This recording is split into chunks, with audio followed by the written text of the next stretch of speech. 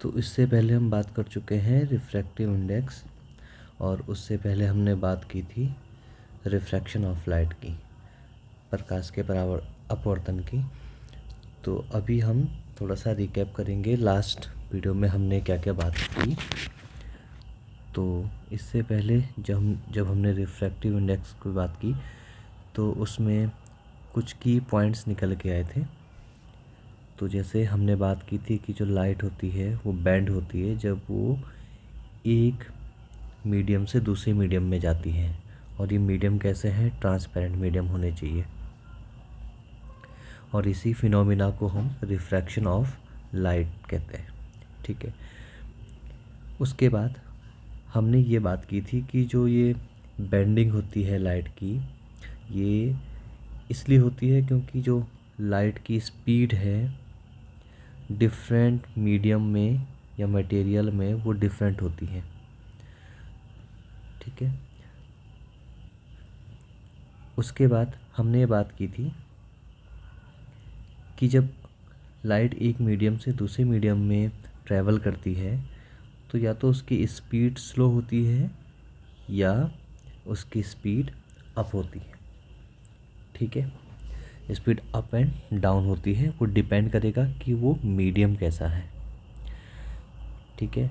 मान लीजिए लाइट है वो एयर से ग्लास में या वाटर में जब जा रही है तो उसकी जो स्पीड है वो डिक्रीज करेगी, वो स्लो डाउन होगी।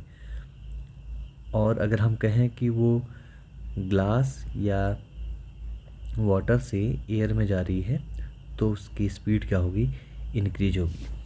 और इसी में हमने बात की थी कि जो लाइट की स्पीड है वो अप्रॉक्सीमेटली कितनी है, 3 × 10⁸ मीटर पर सेकेंड, यानी 3 के पीछे 8 जीरो हमने लगा दिए मीटर, या हम कह सकते हैं 3 × 10⁵ मीटर पर सेकेंड। ठीक है।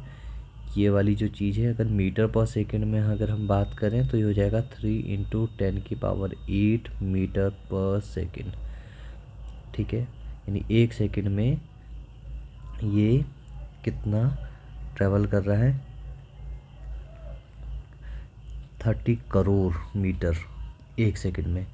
और अगर हम किलोमीटर में बात करें तो ये कितना करेगा, 3 × 10⁵ किलोमीटर पर सेकेंड। ठीक है। यानी 3 लाख किलोमीटर पर सेकेंड, एक सेकेंड में 3 लाख किलोमीटर ये क्या करता है, ट्रैवल करता है। कहाँ, एयर में। ठीक है। ये एयर या वैक्यूम की हमने बात की थी। ये किसके लिए था, ये वैक्यूम के केस के लिए था। ठीक है। उसके बाद हमने बात की थी रिफ्रैक्टिव इंडेक्स की। तो रिफ्रैक्टिव इंडेक्स क्या बताता है कि जब ये लाइट एक मीडियम से दूसरे मीडियम में ट्रैवल करती है, एंटर करती है, तो इसकी स्पीड कितनी चेंज होगी, है ना, या ये कितना बैंड होगी। तो ये जो रिलेशन है स्पीड का और जो उसकी डायरेक्शन में चेंज हो रही है, कितना उसकी बैंडिंग होगी, है ना, इस चीज़ को समझने के लिए हम एक क्वांटिटी को इंट्रोड्यूस करते हैं यहाँ पे, वो है रिफ्रैक्टिव इंडेक्स। और उसको हम एक रेशियो के रूप में रखते हैं इन दो जो डिफरेंट मीडियम में लाइट की स्पीड है उसके रूप में। तो हम इसको कैसे लिखते हैं, रिफ्रैक्टिव इंडेक्स को एन से दिखाया जाता है और ये होता है C/V। सी क्या है, सी है speed of light in air और वैक्यूम, इसे आप एयर भी कह सकते हैं, एयर और वैक्यूम। और वी है speed of light in any medium. तो मान लीजिए एयर से लाइट वाटर में जा रही है तो नीचे वी क्या हो जाएगा, मीडियम क्या हो जाएगा, वाटर। ठीक है।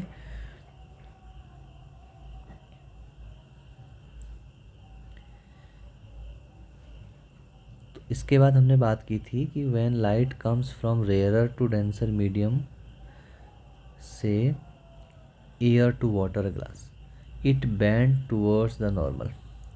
यानी जब भी लाइट किसी रेयरर, ऑप्टिकली रेयरर से डेंसर मीडियम में जाएगी, मान लीजिए एयर से वाटर में या ग्लास में जा रही है, तो उसकी जो बेंडिंग होगी वो नॉर्मल की ओर होगी। ये वाला एग्जांपल आप देखिए, ये लाइट रे आई और ये कहाँ से जा रही है, ऑप्टिकली रेयरर मीडियम, ये मीडियम 1 है और ये एयर है, और एयर से कहाँ जा रहा है, वाटर में जा रहा है, और वाटर ये हमारा दूसरा मीडियम है। तो एयर के कंपैरिजन में वाटर क्या है, ऑप्टिकली डेंसर हुआ, है ना। तो तो रेयरर से डेंसर में जा रहा है, विरल से सघन में। तो ये आप देखिए, इसको जाना यहाँ था, ये एक्चुअल पाथ यहाँ होना था, लेकिन इसकी बेंडिंग होके ये थोड़ा सा नॉर्मल, तो नॉर्मल हमारा ये है, ये अपना नॉर्मल है। तो इसको हम नॉर्मल को इस तरीके से शो कर सकते हैं, ये नॉर्मल है, नॉर्मल के टुवर्ड्स क्या हुई है, ये बेंडिंग हुई है, ठीक है। दूसरी ओर हम कह सकते हैं कि जब light comes from denser to rarer medium, अब अगर वो डेंसर से रेयरर, यानी जैसे दूसरा वाला डायग्राम है, इसमें वाटर, तो वाटर से एयर में जा रही है, पहले वाले केस को हमने रिवर्स कर दिया। तो इस केस में आप देखेंगे ये लाइट रे आई, तो ये नॉर्मल से दूर गई है, दूर हटी है ना। तो ग्लास या वाटर से एयर में जब लाइट रे एंटर कर रही है तो bend away from the normal, तो नॉर्मल से दूर ये हटी है, ठीक है। ये डेंसर है, मीडियम 1, ये मीडियम 2 रेयरर, ठीक है। तो ये सिंपल चीज़ जो हमने डिस्कस की थी लास्ट लेक्चर में वो थी। अभी क्वेश्चन है कि जो ये ऑप्टिकली डेंसर और रेयरर मीडियम है वो क्या है। तो मान लीजिए हमारे पास a pair of transparent media है, मान लीजिए एक पेयर हमारे पास ट्रांसपेरेंट मीडिया का है, एयर और ग्लास।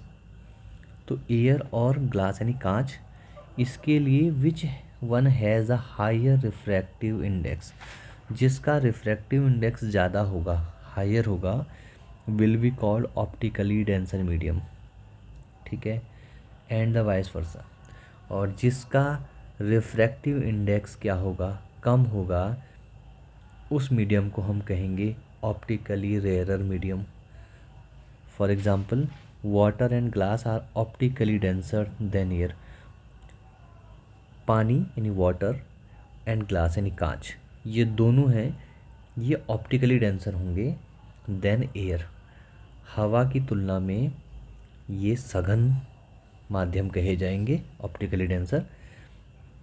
लेकिन water is optically rarer than glass and so on, लेकिन जो वाटर है वो ऑप्टिकली रेयरर होगा ग्लास की तुलना में।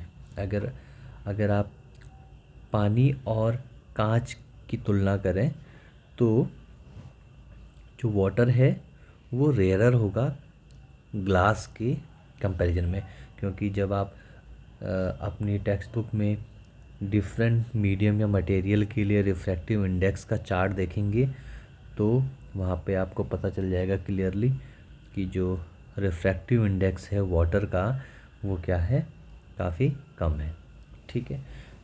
तो ये बात थी रिफ्रैक्टिव इंडेक्स और optically denser and optically rarer medium को लेके, ठीक है।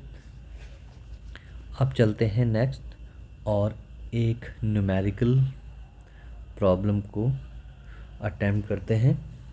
तो अभी जो हमें प्रॉब्लम दी गई है वो क्या है, a ray of light enters into glass from air, एक लाइट रे है जो एंटर कर रही है हवा से कांच में, air to glass, the refractive index of glass is 1.50।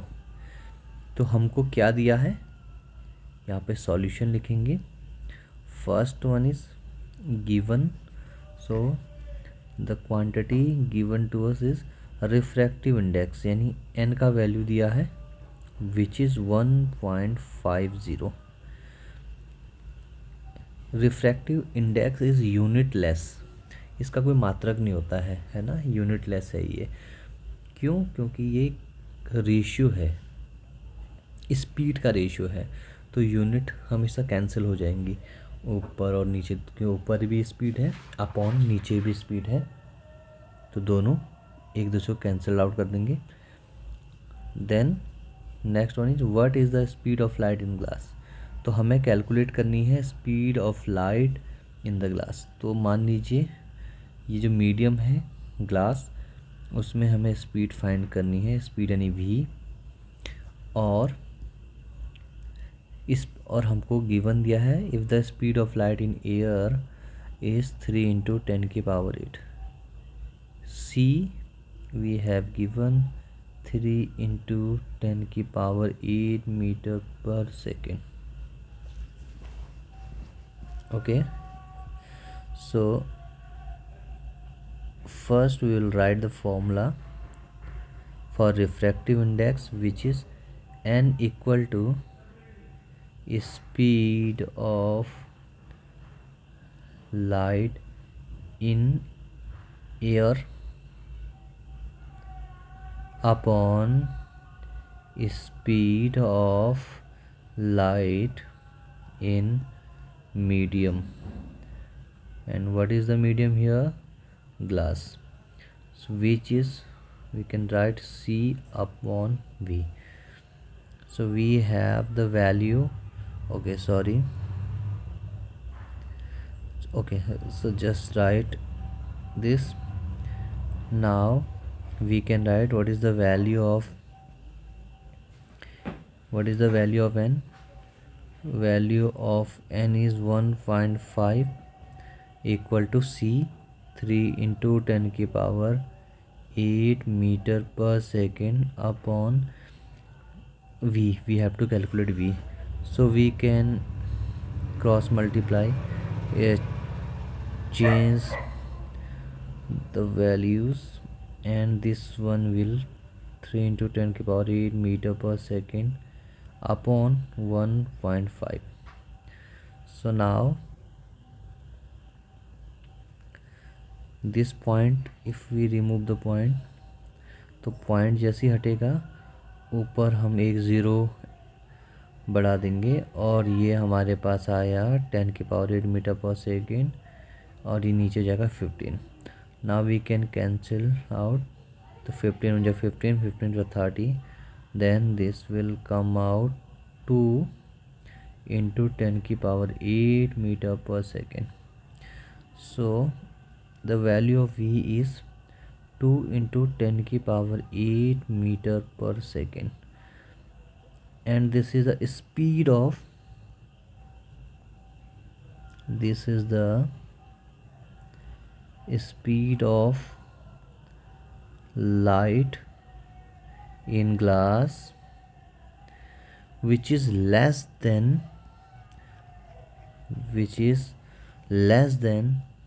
the speed of light in air.